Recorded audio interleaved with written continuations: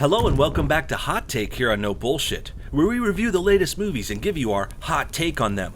Today's subject is Ocean's 8, starring Sandra Bullock and Cate Blanchett. This all-female-led reboot/sequel to the Ocean's franchise was a big stir in the news this week. Lots of talks that this could possibly be a repeat of the disaster that was Ghostbusters 2016. How did Ocean's 8 turn out? Is it a big mess and totally awful? We're going to talk about that today on Hot Take. The short answer is yes. Ocean's 8 is not that great of a movie. Definitely not as bad as Ghostbusters 2016, but certainly lackluster and a little disappointing. I wouldn't say Ocean's 8 was awful either. It wasn't terrible. It had some kind of a story. It had a heist in it. It had some cool characters, but a little bland, a little normal, and definitely not an over-the-top, like extreme action-packed thriller kind of thing like the first movie, Ocean's 11. Can't help it but compare it to that, and it's really tough to live up to that Soderbergh classic starring George Clooney and Brad Pitt, but Ocean's 8 certainly tried. And they had a pretty good cast from the start, but one thing I noticed was it was a lot older than the other Ocean's 11 cast. This is like grandma's Ocean's, grandma heist movie. We've got Sandra Bullock, who's pushing 50, Cate Blanchett as well. Both nice ladies, both still perfectly beautiful, but it just seemed lower energy in this time around. Sandra Bullock would just kind of stand there and the camera would sit on her and you'd see her thinking, but there really wasn't a lot of acting going on. Cate Blanchett did a fine job, but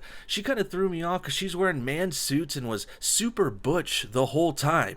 I think we should be calling her Kate Butchett at this point, if you know what I'm saying. Helena Bonham Carter was another girl that joined them and another old lady in this aging cast of Ocean's 8. Not that there's anything wrong with that, but when you think of a heist movie, you usually think of some people with some more energy, more excitement, a lot more moving around, but this movie didn't really have it. It was kind of slow paced, it took you through the motions, and it didn't really have a good payoff either. And another thing about the cast, there were some younger, hotter girls in there, but it seemed like they all dressed down the whole time. Rihanna was dressed like a boy who also happened to be a very over-the-top stereotypical Rastafarian, like bad 90s reference Rasta. Like she was over the top Rasta. Rihanna was terrible. And then they also had that Aquafina chick who was dressing like a boy too. She had her skateboard. She looked like a trans man waiter in the heist part. It was just really weird. The rest of the cast was Mindy Kaling and Sarah Paulson, and it just felt like the same thing. This whole setup was hinged on an amazing crew, but it didn't really pan out in the long run. Overall, the cast couldn't save the movie and the story either. The basic story summary for Ocean's 8 is we begin with Debbie Ocean in prison. She gets out and first thing she does right out the gate is set up her next heist. She wants some money presumably, but there's actually a little more to it. And if you've seen other Ocean's movies, you'll see there's other motivations revealed down the line. Basically, she gets her crew together and they go after this giant diamond necklace that Anne Hathaway is going to wear at some party. And that reminds me, Anne Hathaway is very refreshing in the movie. She's probably the best part. She's super funny. She's got an entertaining, interesting character, but definitely not enough to save the rest of the movie being kind of boring and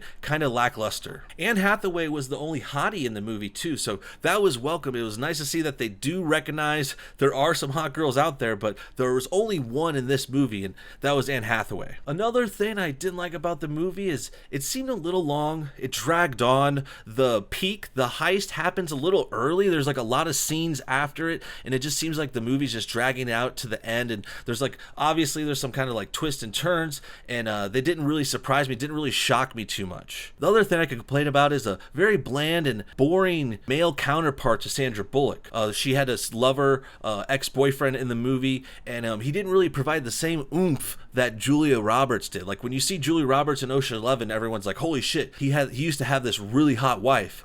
But the husband in Ocean's 8, he's like barely even in it. It's kind of weird that it even happens. The direction of the movie was okay. It looked good. It was shot well, and it even had some of the signature Ocean's moves, like fast-moving titles, the score, lots of Ocean style, just direction and photography. It looked good, but the rest of the stuff, the story didn't add up, and the clean production couldn't save this. And that brings me to the actual heist in the movie. It just wasn't that exciting. This whole it's supposed to be like the boss battle in a Marvel movie, but the heist in this movie, it's like you almost know everything that's going to happen. They do have a few slip-ups, but it's not really any big curveballs like you'd expect. Like everything just kind of goes to plan, and there's not a lot of speed or energy to it, so it just kind of like it all happens, and you're like boom, boom, boom. It looks cool, and there's a lot of the times that they're telling you this is supposed to be cool, or like they're telling you Sandra Bullock is badass, but sometimes it's just like feels forced, and you don't really buy it. So in the end, Ocean's 8 is just basically a less exciting, less energetic heist movie with old ladies and lesbians. If you're into that kind of thing, go ahead and check this movie out. You might like it. I know it's sold out in one of the theaters I was at over on Thursday, so I think people might actually be watching this movie. It could make a lot of money. But if you're looking for an Ocean's 11 type experience, if you're a dude and you think this is going to be kick-ass, step back, take your time. I do not recommend this movie for most people. It's a letdown. Not worth your time. With all that said, let's go ahead and bring out the hot take meter. I'll easily give this movie 1 out of 5 flames. My new lowest rated movie on hot take, and I think it deserved it. I wouldn't say it was terrible. I couldn't give it 0 flames or like a half a flame. 1 is still a movie that I guess is watchable. Not something I liked, not my cup of tea, not something I would recommend to people, but maybe if you're a hardcore fan of Ocean's 11, you want to check it out just to see how it is, but definitely something not worth to go to the theater. Thanks for tuning in to another episode of Hot Take, everybody. Next week we're watching Incredibles 2, so see you all next time.